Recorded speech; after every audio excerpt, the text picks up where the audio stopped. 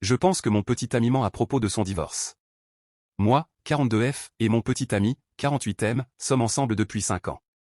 Nous nous sommes rencontrés en ligne, quelque chose que je n'avais jamais pensé essayer, mais à l'époque, j'étais célibataire depuis de nombreuses années et ma sœur me l'avait recommandé. J'étais réticente au début. Elle ne cessait de me dire comment elle avait trouvé de nombreuses rencontres grâce à ce site web et que ce serait parfait pour moi car je suis toujours occupé à travailler, donc je pourrais l'utiliser pendant mon temps libre ou seulement quand j'en aurais envie. Quoi qu'il en soit, un soir lors d'un dîner, elle m'a parlé de cet homme qu'elle avait récemment rencontré via le site web et à quel point il était parfait pour elle, et comment elle pouvait voir un avenir avec lui. Alors j'ai cédé. J'ai essayé, ne m'attendant pas vraiment à trouver quelqu'un, mais quand j'ai matché avec Karl, nous avons tout de suite accroché. Il était si drôle et charmant, alors nous avons échangé nos numéros, puis nous avons convenu de nous rencontrer pour prendre un café la semaine suivante.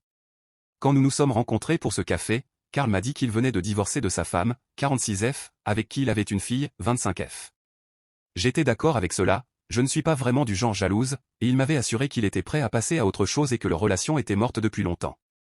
Le premier rendez-vous s'est bien passé et après quelques autres rendez-vous réussis, il m'a demandé d'être sa petite amie. J'étais aux anges car j'aimais vraiment Karl. J'ai toujours été très passionné par mon travail. Je suis infirmière, donc mon travail est très exigeant et intensif, ce qui signifie que je travaille la plupart des nuits pendant la semaine, mais je ne le changerai pas pour le monde. Je pensais que cela pourrait poser un problème avec Karl lorsque nous avons commencé à sortir ensemble, car je ne serais pas disponible la plupart des nuits et pendant la journée, après avoir travaillé une garde, je rattraperais mon sommeil et, par conséquent, je ne serais pas disponible pour le voir ou lui parler. Cependant, ce n'était pas le cas. Karl pensait que c'était parfait, car il m'a dit qu'il avait un emploi du temps très chargé lui aussi, avec son travail, ses rendez-vous d'affaires et le temps passé avec sa fille. Karl m'a dit qu'il était toujours libre le mardi, ce qui s'alignait parfaitement avec mon emploi du temps, car je ne travaillais pas les nuits du lundi ou du mardi. Il a commencé à venir chez moi tous les mardis, pratiquement toutes les semaines depuis 5 ans. Voici où ça commence à devenir un peu étrange. Depuis que nous avons convenu de nous voir le mardi, Karl est venu chez moi tous les mardis de 11h à 15h, mais il refuse de me voir à tout autre moment en dehors de cette plage horaire. Il est toujours arrivé parfaitement à l'heure à 11h et est toujours parti promptement à 15h, sans exception.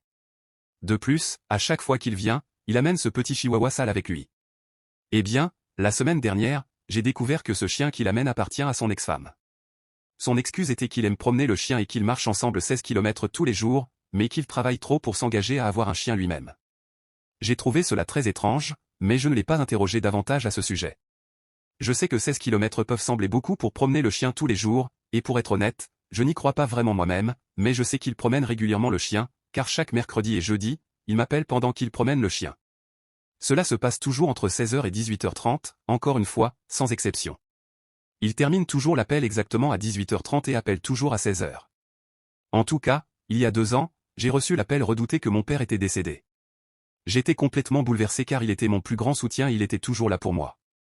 J'ai demandé à Karl s'il voulait venir avec moi aux funérailles, mais il a refusé car les funérailles avaient lieu un dimanche et pas pendant son créneau horaire prévu pour me voir, le mardi de 11h à 15h. Bien sûr, j'étais contrarié par cela, mais finalement, je me suis convaincu qu'il était probablement simplement occupé. Avance rapide d'1 an, j'étais devenu très malade et j'avais fini à l'hôpital. C'était si grave que les médecins m'avaient dit que j'aurais été morte si j'avais attendu un jour de plus pour demander de l'aide médicale. J'ai appelé Karl dans le désespoir et lui ai demandé s'il pouvait m'apporter des vêtements que j'avais chez moi et les déposer à l'hôpital. Karl a refusé parce que je lui avais demandé un samedi et pas un mardi. J'avais tellement mal, j'étais à l'hôpital pendant des mois. J'ai constamment supplié Karl de me voir, et encore une fois, il a refusé à moins que ce ne soit un mardi de 11h à 15h. La dernière raison qui m'a fait penser que mon petit ami pourrait me tromper avec son ex-femme était le mois dernier au mariage de sa fille. Le mariage devait avoir lieu en Italie et le plan était que Karl et son ex-femme y volent ensemble 4 jours avant le mariage, et que je vole moi-même un jour avant le mariage. La fille de Karl avait loué une immense villa de luxe pour la famille proche et les amis à loger avant et après le mariage. Je pensais que c'était parfait, je n'ai jamais passé la nuit avec Karl, alors je pensais que partager un lit serait un tournant majeur dans notre relation. C'était avant que je découvre que Karl et son ex-femme dormiraient dans la villa et que je dormirais dans une grange aménagée tout seul au fond du jardin de la villa. J'ai demandé à Karl si je pouvais dormir dans la villa avec lui, mais il a refusé, alors j'ai refusé d'aller au mariage et je suis resté chez moi. En plus de cela, je n'ai jamais été chez Karl, en fait, je ne sais même pas où il habite, et il m'a bloqué sur tous ses réseaux sociaux. Je ne peux le contacter que sur WhatsApp.